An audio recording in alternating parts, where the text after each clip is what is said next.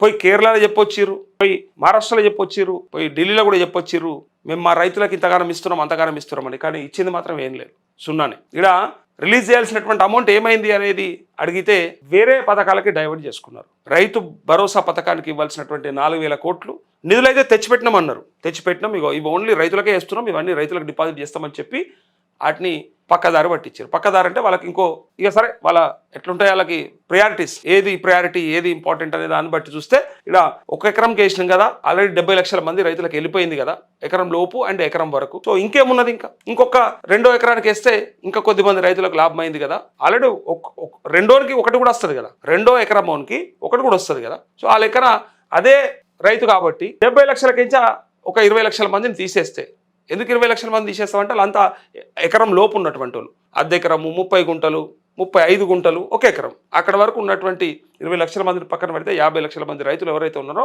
వాళ్ళకి 2వ ఎకరానికి మాత్రం వేసి వదిలేసిర్రు. 7,500 కోట్లు పెడితే అయిపోయేటువంటి మొత్తం పథకాన్ని వీళ్ళు పెంచుతామని చెప్పి తీసుకొచ్చి ఈడ దాకా తీసుకొచ్చి 9,000 కోట్లని గొప్పగా చెప్పి అవి కూడా ఇవ్వకుండా మొత్తానికి ముంచినటువంటి పథకం ఏదైనా ఉన్నదంటే ఇది రైతు భరోసా పథకం.